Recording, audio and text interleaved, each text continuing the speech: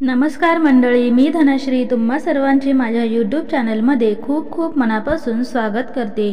मंडळी, यापूर्वीच्या व्हिडिओमध्ये आपण सर्वांनी ऐकलं की स्वामींनी लाकूड तोडायला सांगितले की तू मदसमीपच राहशील, आपण अक्कलकोटला भेटू।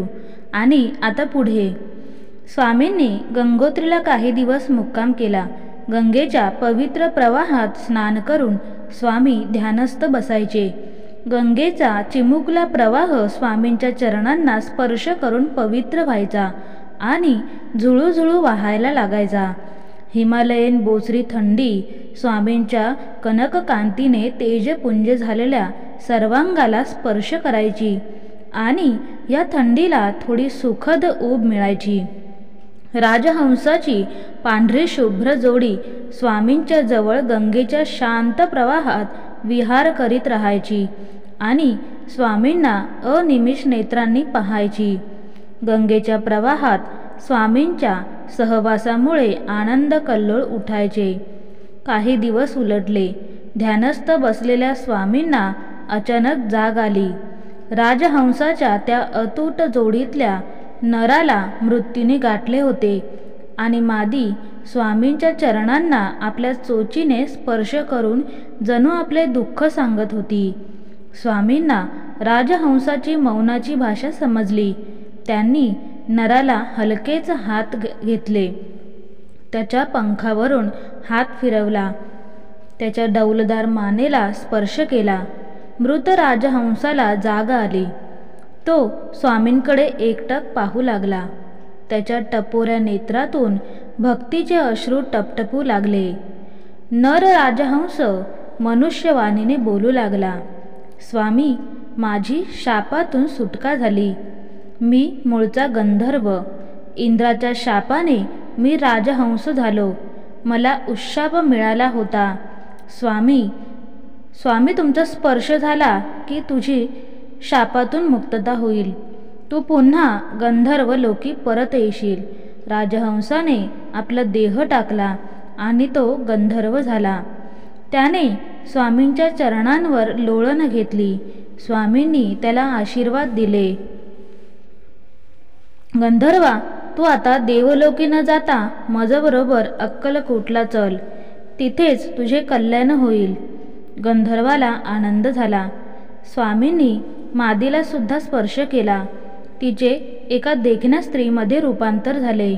स्वामींनी दोघांना निरोप दिला आणि ते हिमालयाच्या दिशेने अंतर्धान पावले। गंगेचा प्रवाह उलट्या दिशेने स्वामी चरणांकडे धावू लागला।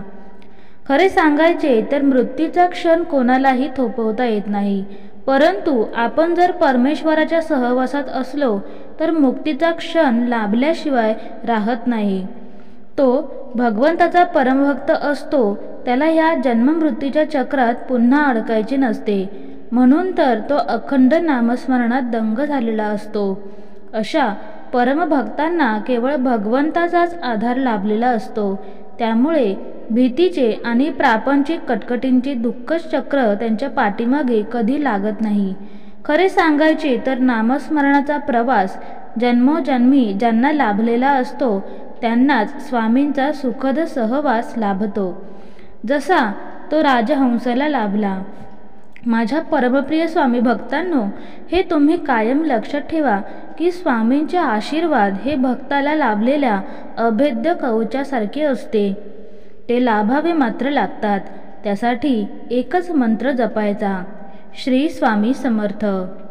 मंडळी, स्वामींना हिमालयाची ओढ लागली होती।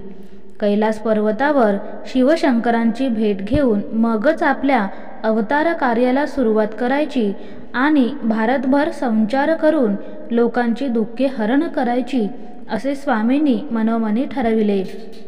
वायुवेगाने स्वामी निघाले। हिमालयात स्वामींनी लक्षावधी शिवगण भेटले। त्यांनी स्वामींचे स्वागत केले आणि स्वामींना पालखीत बसायची विनंती केली। वाजत गाजत स्वामी कैलास पर्वताकडे निघाले। स्वामींनी शिवशंकराचे दर्शन घेतले। आपल्याच भगवंत रूपाला गाढ आलिंगन दिले। सगुण साकार स्वामी आणि निर्गुण निराकार शिवशंभो या दोघांची अद्वैती भेट झाली।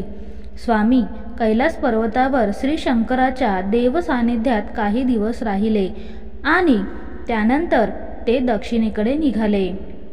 स्वामींच्या संचाराला आणि साक्षात्कारी अवतार कार्याला सुरुवात झाली होती. हिमालय ही योगी पुरुषांची तपोभूमी, श्री शंकराच्या वास्तव्याने पावन झालेली, विश्वभर नांदणाऱ्या सर्व साधू पुरुषांना सदैव आकर्षून घेणाऱ्या या पवित्र भूमीत स्वामींची पावले उमटली. परमेश्वराने मानवी रूप घेतल्यावर हिमालयात प्रथमच स्वामींच्या रूपात मानवी चरण त्या बर्फाच्छादित भूमीत उमटले. स्वामींच्या उमटलेल्या प्रत्येक चरणात शिवशंकराच्या भाळीचा चंद्र आपले रूप निरखून पाहत होता, कारण त्या उमटलेल्या प्रत्येक चरणात शिवशंकराच्या जटेतून वाहणारे पडलेल्या पवित्र गंगेचे पाणी डोकावलेले होते. त्या पाण्यात चंद्रकोरीची असंख्य प्रतिबिंबे पडलेली होती. हिमालयभर स्वामींचे चरण उमटले. उमटलेल्या त्या प्रत्येक चरणात चंद्रबिंब उतरलेले होते आणि ते स्वतःलाच स्वामी अस्तित्वात निरखून पाहत होते. सत्पुरुषांची पावले म्हणजे परमेश्वराची पावले. म्हणून आपण सत्पुरुषांच्या पादुकांची मनोभावे सेवा करतो. त्या पादुकांवर आपण आपला माथा टेकवतो, आशीर्वाद घेतो. सत्पुरुष हे त्रिखंड व्यापी असतात. त्यांचा विश्वभर संचार असतो. त्यांची पावले कुठे कुठे उमटली याचा मानवी जीवाला वेध घेणे अशक्य आहे की उमटलेल्या सर्व चरणचिन्हांना सत्पुरुषांच्या चरित्रात गुंफणे मानवी अक्षरभाषेच्या आवाक्याबाहेरचे आहे, हे आपण कायम लक्षात ठेवायला हवे. म्हणून सत्पुरुष त्यांच्या चरित्रात बंदिस्त न राहता प्रत्येक साधक भक्ताला भेटत राहतात, दर्शन देतात, भक्तांच्या सर्व मनोकामना पूर्ण करतात. खरे सांगू का तुम्हाला, सत्पुरुषांच्या शाश्वत आणि अवतारी अस्तित्वाचा आपल्याला खूप आधार असतो. माझ्या परमप्रिय स्वामी भक्तांनो, स्वामी समर्थांचे दर्शन होणे हा आपल्या भाग्यकुंडलीतील योग असावा लागतो. तो योग श्री स्वामी समर्थ ह्या षडाक्षर मंत्राने निश्चितपणे प्राप्त होतो. त्यासाठी एकच करायचे, स्वामींना शरण जायचे, आपण चंद्रबिंब व्हायचे. तर मंडळी, आजची ही कथा इथपर्यंतच.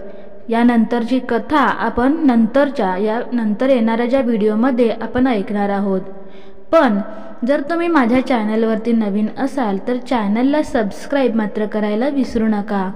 त्याचबरोबर बेल आयकॉन प्रेस करायला विसरू नका, जेणेकरून तुम्हाला येणाऱ्या प्रत्येक नवीन व्हिडिओचे नोटिफिकेशन सर्वात आधी मिळेल व तुम्ही येणाऱ्या सर्व व्हिडिओचा आनंद घेऊ शकाल.